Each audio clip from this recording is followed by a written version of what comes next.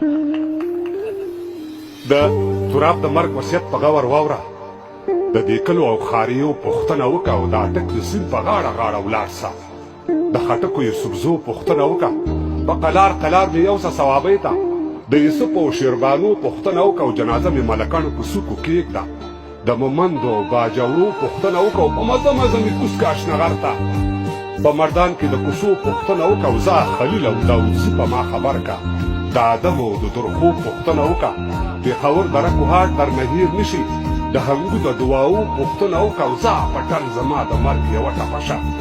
د میرلي د ورشو پوښتنه وکړه چې د بلو مازدیګر درنه هېر نه شي.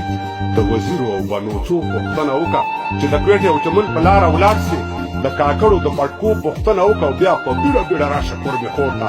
د هغې د سرو لاسو پوښتنه وکړه او هلته زما د ادبي سنګر یاران دي. په صده کې د هغو پوښتنه وکړه او زه بنګه خالي شیرزی او یورګزو ته. د توتکي د چنارو پوښتنه وکړه او د تیرا په تورو غرونو به راواوړې. د خیبر د اپریدو پوښتنه وکړه د خاطرو به خاطر وکړي.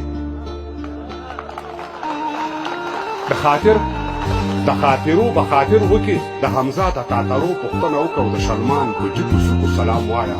په شلمان کې د تپو پوښتنه وکړه او هزارنه و باسول نه چې ورتېر سي. په ډاګو کې د خیمو پوښتنه وکړه. نارنجګل به د پتکي هرول کې کېږ. د ننګرهار کې د باغو پوښتنه وکړه او د ملنګ یو څو اشعار به چاته یاد وي. اخوا دېخوا د بانډو پوښتنه وکړه. د کونړ په سردرو جرګه جرګه شه. د بهسودو او درنګو پوښتنه وکړه. د کونړ په سردرو جرګه جرګه شه. د بهسودو او درنګو پوښتنه وکړه او په لغمان کې مهترلام بابا زیارت دی. په لغمان کې مهترلام بابا زیارت دی او مازدیګر د پیرګړو پوښتنه وکړه او سرشهی په چراګام درنه هېر نه شي. چاپریهار کې د ډاګو پوښتنه وکړه. د کفن پټکی مې کوږ په سر راکېږده. بیا ورځه د خوریانو پوښتنه وکړه. د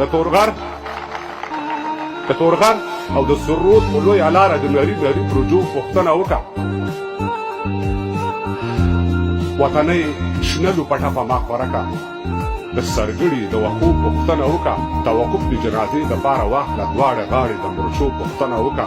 تر هغو مې خړو خاورو کې لیک نه کې. د پرېوتو دیوالو پوښتنه وکړه. په ما خاورې کړه امبار چې ډز وانه وړم. په مزار مې د ډېوو پوښتنه وکړه.